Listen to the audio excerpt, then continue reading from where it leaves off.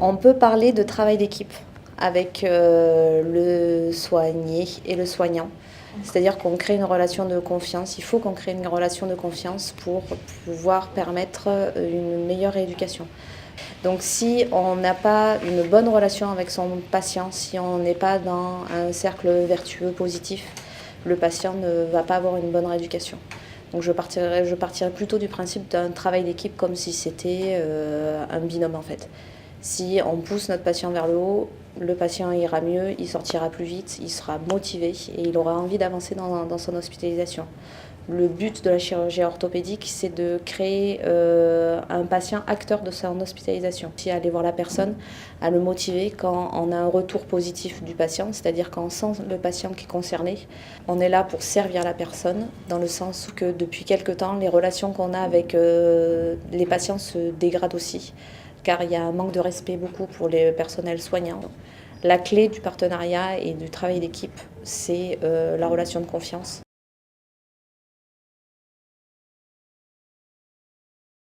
C'est un enchaînement d'événements, c'est-à-dire que par exemple c'est une personne qui ne va pas être prise au bloc opératoire, qu'on va reporter un jour, 2 jours, 3 jours parce qu'il y a trop de traumatologie qui est en attente, pas assez de chirurgiens. Donc c'est un effet boule de neige, c'est-à-dire que le patient va pas comprendre, donc on va lui expliquer, mais il en a marre d'attendre, il est remis à jeun, qu'on fait le maximum quoi, et que des fois on n'y peut rien, ça dépend pas de nous, c'est pas nous qui les opérons, c'est pas nous qui organiserons tout ça. Donc du coup, il y a certaines relations qui vont être dégradées, où en fait on est comme un prisme, c'est-à-dire qu'on va être au milieu de l'équipe médicale, paramédicale, du patient, de la direction.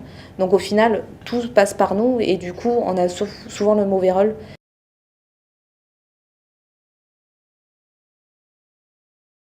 Mais partenaire, je préfère coéquipier.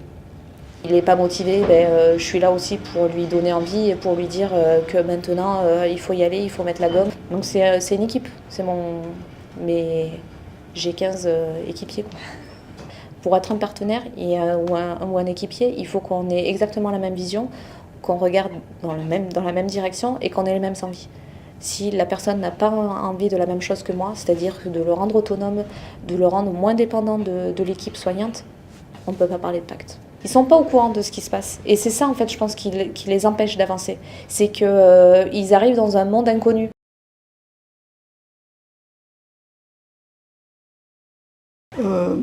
Moi, je pense que la relation soignant-soigné ne se résume pas simplement à un diagnostic, un soin ou un traitement.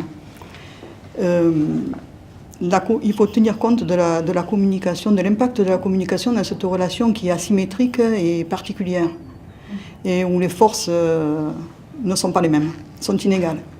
Parce que bien souvent, le patient arrive, il est affaibli, il est malade, donc il est en position de passivité et il est soumis à l'autorité du soignant, qui lui est valorisé par son savoir scientifique et auquel il se soumet.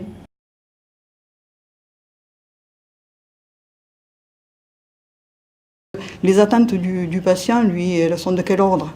Elles sont complexes parce qu'elles ne sont pas que médicales. Il attend en plus qu'on le soigne, mais en plus il attend du respect de sa personne, de la dignité. Il attend de l'écoute. Il attend qu'on le rassure, qu'on le soutienne. Il attend de pouvoir s'exprimer, d'exprimer ses craintes, d'exprimer ses plaintes. Il attend aussi un discours à sa hauteur, que se mette à sa hauteur pour lui expliquer les choses. Il attend de l'empathie, il attend de l'humanité. Il attend de l'information. Et pour ce faire, il faut quand même que la communication soignant-soigné soit de bonne qualité. Une bonne relation, ça ne peut qu'être bénéfique aux deux.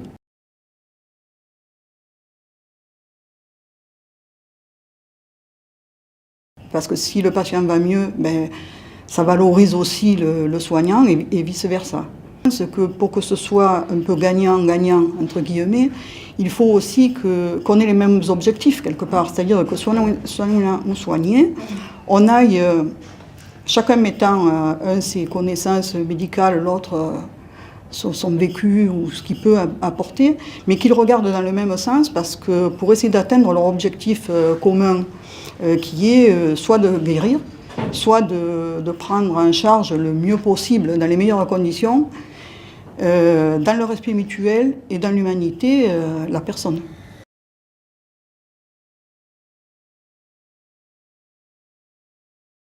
Maintenant, je ne parlerai pas non plus, moi, de partenariat. Je parlerai d'une relation. Et une relation, ça reste dans l'humain. Donc une relation, on ne peut pas dire partenaire, égalité, on ne peut pas. Quand on sonne un infirmier ou une infirmière et qu'elle ne peut pas venir de suite, quand elle revient dans la chambre en disant « il y avait une urgence, je suis allée, je reviens », le patient comprend très bien. Si vous ne venez pas, que vous venez 10 minutes après sans explication, il ne le comprend pas. Moi, je trouve que ça a évolué dans le bon sens, c'est-à-dire qu'avant, on ne donnait pas du tout la parole au patient. C'était le médecin ou on avait dit c'est ça, point. Pas de discussion possible, c'était eux qui avaient le savoir complet. C'est-à-dire que certains patients, prennent l'hôpital pour un hôtel et le personnel pour les domestiques.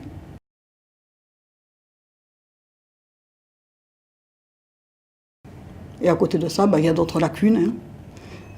Voilà. Et des fois, il manquerait un peu de soutien moral pour les familles, que compensent souvent les associations ou les visiteurs médicaux, parce que le médecin, l'infirmière n'a pas le temps de venir expliquer ou ne voit pas qu'à ce jour-là, la personne n'est pas bien, ou elle est dans le creux de la vague et elle n'arrive pas forcément à exprimer ce qu'elle veut dire.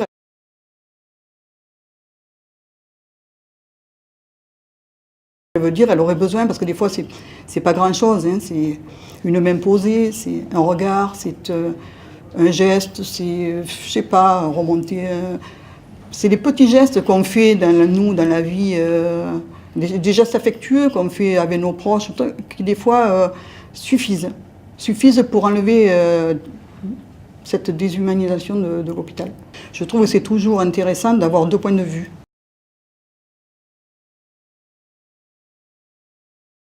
Il n'est pas équitable de par sa posture, c'est-à-dire que si on prend la position du patient qui est allongé, dès qu'il arrive, un patient est allongé dans le lit, cette posture debout du soignant et allongé du patient fait déjà que de nature et visuellement déjà cette relation n'est pas équitable.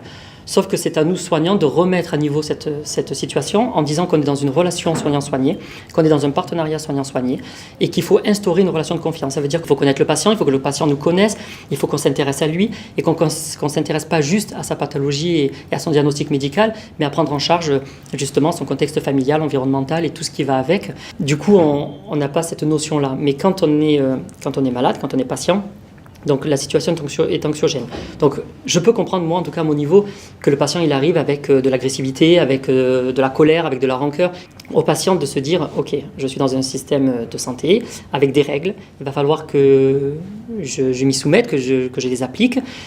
Mais tout ça, ça demande du temps. Et je pense qu'on ne peut pas demander à un patient, à mon sens, que dès qu'il arrive là, à l'instant présent, de pouvoir être en parfaite communion avec les droits, les devoirs et qu'est-ce qu'il en est.